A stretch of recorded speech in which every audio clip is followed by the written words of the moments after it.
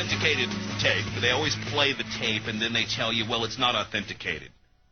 But we're reporting it anyway. So much for the for the checking and double-checking and verifying of the truth by the mainstream media. He had promised, though, this fake bin Laden video they had promised, which, by the way, of course, came out exactly a few days after the CIA and the FBI were caught using a living man in Spain for Obama's facial features. This, I guess, is going to clear them somehow. No, Obama is real. And right on cue, he's written us and threatened us again with a second false flag terror attack. I assume Canada is involved in this. DJ Ball is on the air with us today from wearechangevancouver.org. He is a tireless activist, investigative reporter, and also a great artist and musician as well. He's joined us on the show many, many times. Good to have you on the program today. DJ Ball, what is going on up in Vancouver? You guys are set to have the Olympics. Big, fat targets everywhere, I guess. How you doing? Jack, thanks for having me on, mate. DJ Ball reporting from the land of the taser and the home of the slave here up in beautiful Vancouver, British Columbia. I just had Gemini at my house this morning, and we were actually talking about the Olympics coming up, Jack, and all the signs that are out there right now for a potential false flag attack. We just had George Bush and George. We had Junior and Senior here 3 days ago in Vancouver. A friend of mine he's a Mason, and he was telling me that they come under the guise of a poli-sci speech, and they had everybody that was to attend the speech sign a non-disclosure. So these guys were just in and out of the country recently. We had Giuliani here, not too long ago. But some of the signs that we're looking at is Herr Harper, our dictatorial prime minister. Herr Harper has just prorogued the parliament, and what people are maybe thinking that could be potential foreshadowing here of a false flag. So Stephen Harper's prorogued parliament. Just recently, our Canadian Parliament's closed. He's calling it. He had a lot of anti-torture heat on his case, Jack. I don't know if you're aware of that, but no. The torture thing was about to blow up in his face here. Now, this is the interesting thing: is about a year ago, Stephen Herr Harper signed an agreement with the United States where United States military can operate freely on Canadian soil under the command of, say, Northcom. Now, to us people that pay attention to these things, it could just be chalked up as random coincidences or paranoid, delusion or whatever. But we have Verint, who's this Israeli front company that was in charge of security cameras on 9/11, apparently at some of the airports, over in London on 7/7 with some of the bombings there. So this same shadowy Mossad front company, Verint, has a hand in security here at YVR, at the cameras. YVR is our airport. So right now, Jack, we're in the spot where we don't really know what's coming, but there's a million little indicative signs that are having me actually quite worried. And I know that we had talked with, I had talked with Kristen, who helps you out producing. I talked to her through Facebook, and my original plan was maybe to be your on-the-scenes reporter up here of the protest groups and all that stuff that's happening, because there's a big anti-2010 movement up here as well in Vancouver. But I got to be honest with you, brother. The last week with everything that's sort of shaping up, tipping off to a false flag, I'm at the point now where I'm seriously considering getting out of town for the Olympics. Well, I mean, as much as we'd love to have you on the ground in the middle of a false flag terror attack, DJ, I'd like you I'm not shook up. Usually I'm a little less shook up, but you might be able to tell in my voice. Like I'm seriously concerned here about maybe something happening. Another big problem we got, Jack, is we've got 2 tons of ammonium nitrate that are floating around missing. The RCMP's investigated a company called Kinder Morgan. And Kinder Morgan was just recently bought out by New World Order front companies like Carlyle Group, Goldman Sachs, AIG. They just bought Kinder Morgan. Now, Kinder Morgan is now saying that they've can account for 2 tons of ammonium nitrate. So we've got 2 tons of ammonium nitrate somewhere floating around the Lower Mainland here, which is ridiculous. And we had, I think it was the Murat building. I think that truck bomb was 1 ton of ammonium nitrate. So we've got a couple Murat federal buildings from Oklahoma. We got a couple of those little treats floating around our city somewhere right now. So, yeah, dude, I'm at the point now where do I stay in Vancouver and document what's going to happen? Do I just get the hell out of Dodge? So that's kind of where I am right now. Yeah, I mean, it's not that for sure the Olympics have a long history of being, surrounded by politics. We had, of course, the thing with the Jewish team in Munich, and then, of course, the thing in Atlanta, which, looked very much like a small false flag anyway. So there is a history of this. The whole world is watching. You can't get better publicity than this. Look, let me tell you this. If there are real terrorists out there, there isn't a better target than the Olympics. Anytime they, anytime that they go off every two years now instead of 4 years. So this would be a good target for the alleged Al-Qaeda if Al-Qaeda actually existed and wasn't taking orders from the New World Order. Exactly. What about this? The recent Bin Laden tape. I mean, come on, like that. The underwear patsy on Christmas Day. I mean, that was absolutely ridiculous. That whole little false flag farce was just a joke. But maybe they're whetting everyone's appetite for something a little more serious, which could be 2010. And this is the thing, Jack, is like we don't know where it's going to happen, if it's even going to happen. I mean, people are talking about Vancouver surrounded by water, so. On the Burrard side of the Burrard Inlet, on the Cole Harbor side, is where the International Media Center is going to be, right on the water.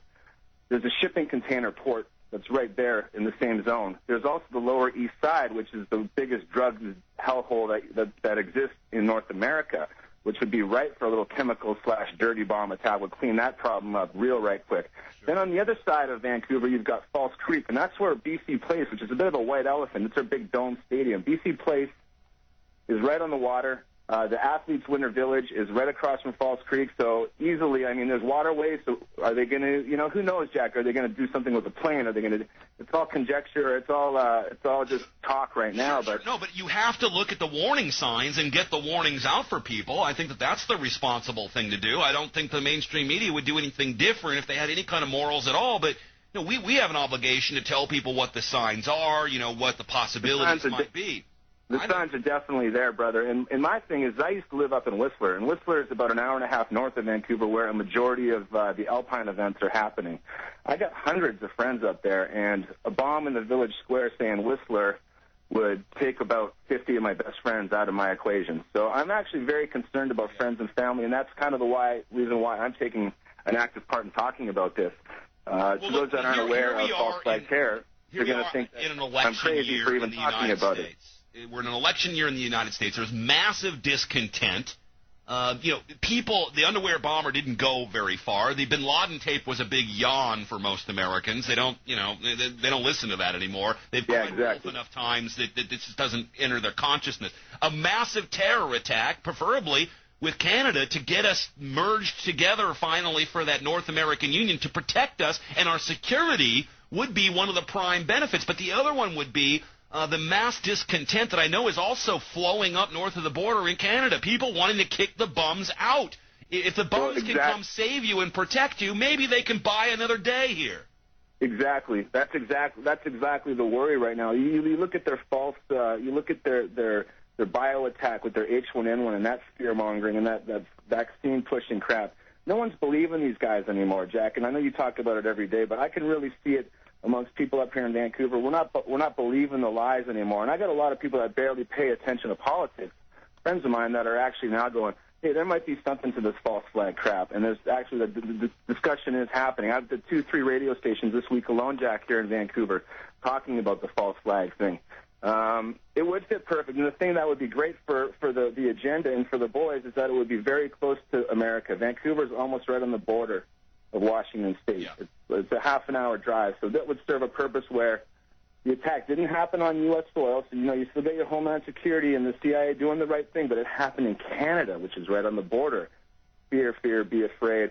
I mean, I had a nightmare 2 weeks ago that the men's hockey team got hit, Jack. This was like the realest dream I've ever had. I woke up, completely distraught. But if the Canadian men's hockey team was to get hit by, say, an Al-Qaeda attack, it would be game over instantly in Canada. People like me would be getting hauled off to a camp.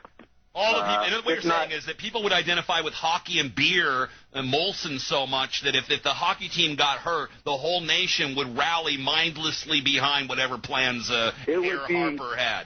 It would be the perfect thing for Harper.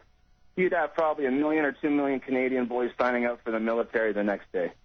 And the clown that we have waiting in the... Most of your boys play here in the NHL in the United States. It would affect us, too. That's interesting. I really hope that I'm wrong. I really, really pray that nothing does happen up here in Vancouver. But there is many signs that are pointing, and I'd definitely be interested in keeping you posted on that.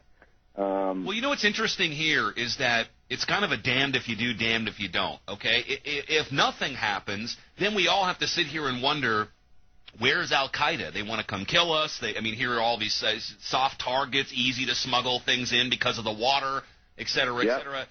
And so we'll be going, okay, I guess they didn't call it. And then if it does happen, then we're going to have to look at, elements of a false flag and, of course, misreporting and then cover-up. So it's not going to work out really that good either way. I wonder what effect this would have on China. A lot of people don't know that Vancouver became the new Hong Kong after China annexed Hong Kong. You guys got a lot of Chinese up there. I don't know if it would have a ripple effect on China if something happened at the Olympics. It's funny that you might mention that because I've been thinking about geopolitics and what the ramifications of a false flag here and what it would do with, I've been thinking about that exact thing, Jack. There's hundreds of thousands of Chinese immigrants in Vancouver. I mean, you drive around and it's almost like you're in China, I mean, in areas in the city. But, what would happen with global geopolitics if there was a false flag? What would China think? I mean, those are all things that, we'll have to wait and see, I suppose. Well, it would have a ripple effect on it, and would affect just about everything, because then we'd be going out to get the terrorists again. We could open up a few more war fronts. Let's go ahead. It was Pakistanis doing it. Yeah, give us more authority to go into Pakistan, or I'm betting Africans were behind it, and we've got to go save Darfur from these. And that, of course, again, concerns the Chinese as well. So we have to take a look at these possibilities. What is for you the thing that stands out above everything else that sounds like maybe you guys could be in danger? If you had to say one thing, this is the thing that troubles me the most that I'm worried about.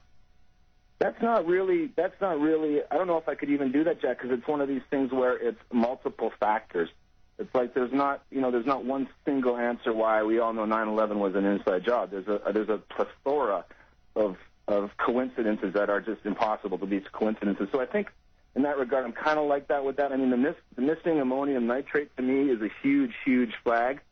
It's the neocons that had a hand. The architects of 9/11 have been flying in and out of Vancouver in the last year and a half a lot. Cheney's been up here. Bushes have been up here. Giuliani's been up here. Tony Blair's been up here. So all the same boys that benefited from 9/11 have been coming back and forth into Vancouver. That also weighs on my mind. If you look at any of these events, when you look after them, you can go, okay, well, that makes sense why they did it that way. So I look at Stephen Harper proroguing Parliament, and I look at that in the regard of like, well, maybe he knows something we don't. Why did he sell our Canadian sovereignty last year by signing an agreement to let foreign troops operate on our soil? That's just strictly treason, completely treasonous, unless there's a plan that he knows about. So that's all. At this time, they'll say they're just preparing for the worst, which may or may not ever happen. That's always the stupid answer that we get. When you say ammonium nitrate, I mean, I start thinking about homegrown terrorists kind of a thing, whether they ship up from the United States or they're local Canadians. It seems like the prime suspect would automatically be that, and it almost is like they're setting that up. They are definitely setting that up. We had a member of Parliament out of Surrey, which is a suburb of Vancouver, basically say that they should be treating anti-games protesters as Al-Qaeda. And that's been a little catchword that's been in our local establishment press, is trying to equate with any Olympic protesters with basically terrorists. And they purposely announced and dropped this buzzline into the public discourse on purpose. So, yeah, it could definitely be blamed on anti-poverty protesters or some other faction or some other BS shadowy group that they control. I mean, the protesters probably aren't too happy that when the Olympics, a worldwide publicized event, that they say 1 billion people watch the Olympics. You talk about a main stage here, but they go and they hide all the homeless, kick them out, lock them up into jails so that the city looks beautiful and clean. And when you look at all the contractors that make money off of these Olympics, I mean, I'm not anti-Olympics, DJ, but, stay with me for a few minutes here. DJ Ball is with us. WeAreChangeVancouver.org. Support them as always. We'll come right back, wrap this up. Stay tuned. That is the great music by my guest today, DJ Ball, Gemini, Conspirituality. That song called Ambushed. You can find that just about anywhere. Great videos. You got to see the video The music's good, too. DJ, great to have you on the show, man. I hope everything works out for you guys in Vancouver. I'm not one of these people like Glenn Beck or Michael Schur or hoping for another terror attack to wake people up, man. I don't want it to happen. I don't either. I mean, I think after I hang up the phone with you, Jack, I'm going to head straight to Home Depot and buy myself some duct tape in case there's a bio attack or chemical attack. And I'm going to build a proper desk that I can duck and cover in case there is a nuke that goes off in my city. Duct tape and plastic, brother. You know, another thing you can do is just go put your head in the sand. Just go. You won't. Exactly. No, you know what? It is funny. There has been. You just touched on it. There has been neocon traitor scum that have been basically hoping for another terror attack so that it can justify continuing this holy war over in the Middle East. Hey, Jack, I wanted to touch on. I know we don't have a lot of time left, but I just wanted to ask you, what's going on with the 5 Supreme Court justices that just think life is a douchebag Hall of Fame contest? You need to be more specific. I was with you on douchebag, black-robed terrorists, all Opus Dei members, and then are you referring to something in particular? Dude, that new ruling is absolutely. I can't. I'm in shock. I'm in shock that they just ruled on it. Is it? I don't know because look. I mean, I try to look at these things from kind of a libertarian perspective, a freedom perspective. As I often say in our show, freedom is the answer. What's the question? And, we have been handcuffed here in donating to our candidates. It's been very difficult. It's put a lot of pressure on our Liberty candidates.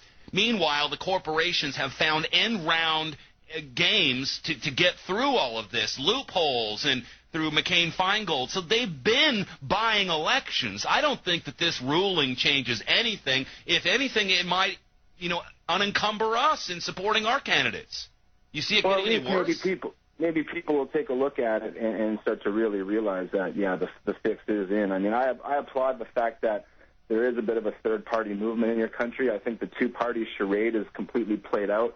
It's being exposed for the joke that it is. And I would really hope to see, a Ron Paul, Dennis Kucinich ticket is something I could get behind. They both have to leave their two crappy parties to make that happen. But I'd love to see a third-party independent really show strong in your election and not have what happened with Ron Paul last year? What happened with Ron Paul was ridiculous. The hatchet job the establishment media laid on him. He's not your guy because he's not going to do a third party. And I don't know. A lot of people focused on infiltrating the existing one-party system, which isn't a bad idea. But for campaign finance reform, that always seems to work against us. I think to take the handcuffs off of everybody, and then one of the things you have to understand with this new ruling by the Supreme Court, which by the way was ruled by the alleged conservative wing 5-4 once again, is that one of the things we have to remember here is that all of this is accounted for. We can find out if AIG wants to give a candidate $50 million.